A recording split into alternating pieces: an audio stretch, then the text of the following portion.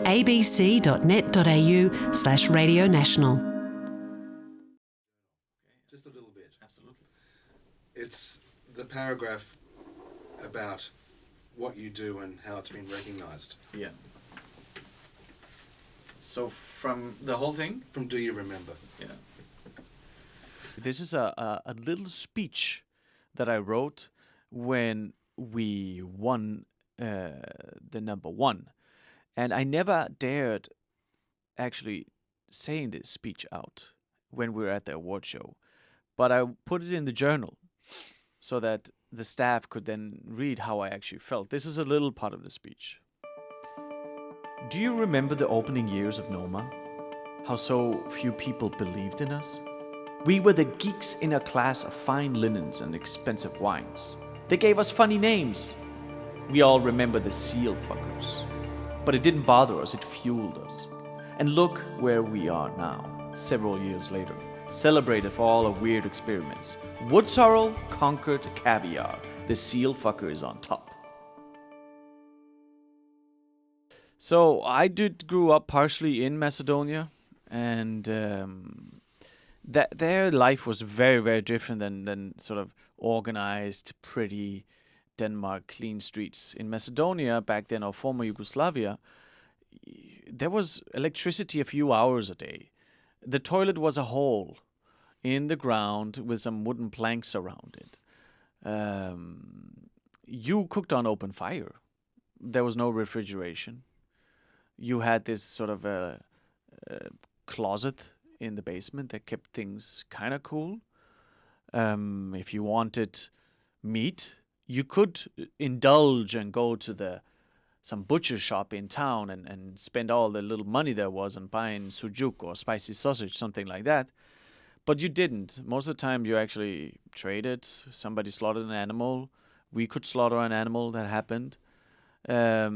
That wouldn't be a good idea though most of the time, because if we did a chicken, then there was, who would miss out on the egg the next day, and so on and so on. So I had this upbringing that was very sparse and quite, always based on saving money. There's nothing. But I ate exceptionally well. It was always cooked meals. And what kind of flavors were incorporated? Well, it was quite spicy Turkish food. Because do you call it the Osmanic Kingdom in English? Oh no! Yeah. Say it again. The Ottoman Kingdom. Ottoman Kingdom, the Ottomans. Yeah.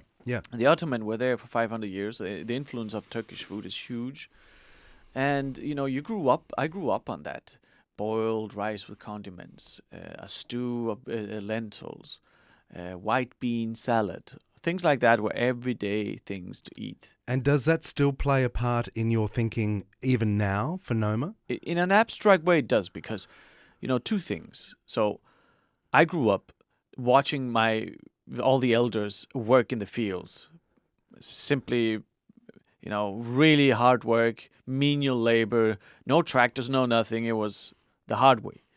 And while they were doing that, we kids were just free to play around. So we would, find a berry bush and stay there for 5 hours until we were completely full of these berries. And we would pick chestnuts. We'd bring them back home and roast them in the fireplace. So we were foraging. Yes. I didn't know that back then. It was just kids playing around. And so that, of course, I can see has become a huge part of what I do. And I always, as soon as Noma opened, I had this huge urge to go to farms and talk to farmers, because my family were farmers there. So I can see how that influenced me now. I didn't think of it at first, but I can see it. And then the other thing is that, we ate a lot of vegetables because that is the cheapest thing to do. Today, I think it's the most delicious thing to do. But the menu is organized pretty much the way that we ate back then, which was vegetable-based, a little bit of fish, and very little meat. Can I ask you about being famous? Yeah. And how you feel about success? Because your restaurant was voted number 1 3 years running. It's now number 2. And I've got a quote from you. You say, if you let success become like a dear family member, something you can't live without, you will make the stupidest, most awful decisions to protect it and keep it near you. Yeah. Have you done that? I almost did. And that's one of my motivations for actually writing that journal back then, because I started not knowing myself and the decisions I was making for my restaurant suddenly, because we had become successful, because we had become the world's best restaurant, the coronation of that. Well, how does that change your behavior? You know what? It was so flattering. It was so crazy.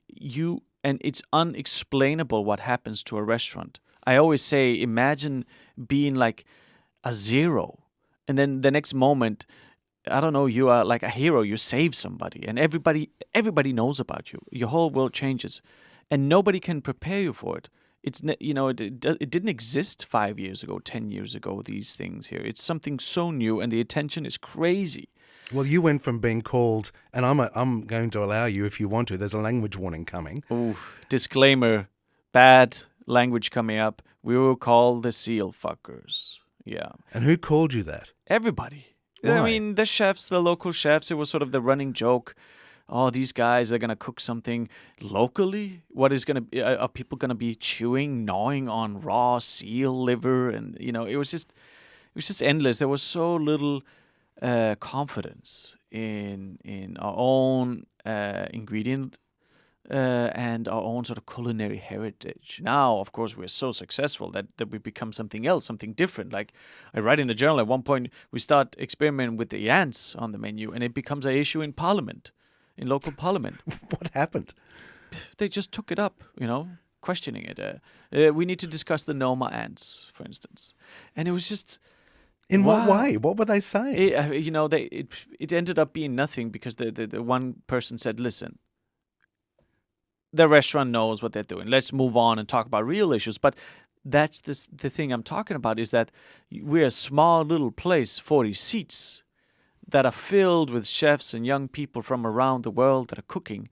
Yet it's become more than a restaurant. It's become something that every little step we take, they just get so analyzed. I'm wondering, is there more burden being a seal fucker or being voted number 1 and now number 2 restaurant in the world? Which is the worst? You know what? The way I would, when I sit here right now, and I ask myself, would I want to be without anything? And the question would be no.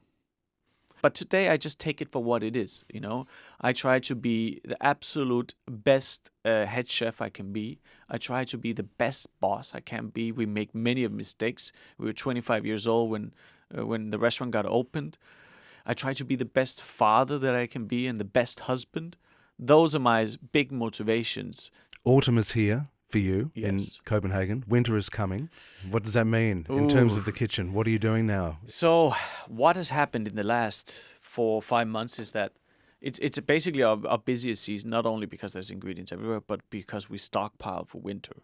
Fermentations, dried foods, pickled foods. We have a larder where there's thousands of kilos of foodstuff bubbling away.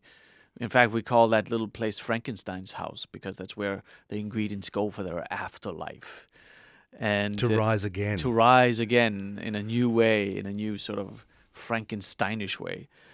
You never know what it's going to be. Is it going to be the winter that knocks us down? Is it going to be -20 every night for three months in a row? Will the ocean be frozen over this year?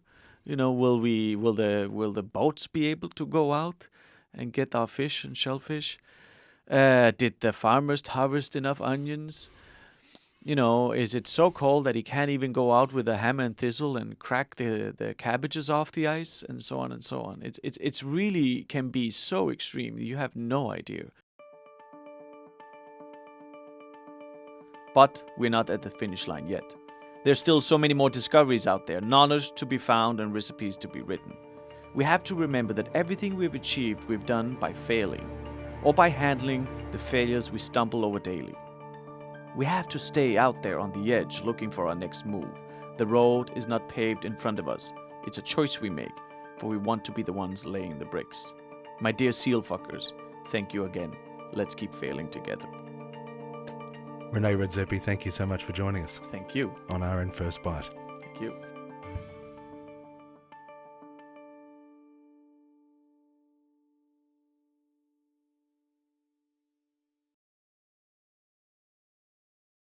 Radio National.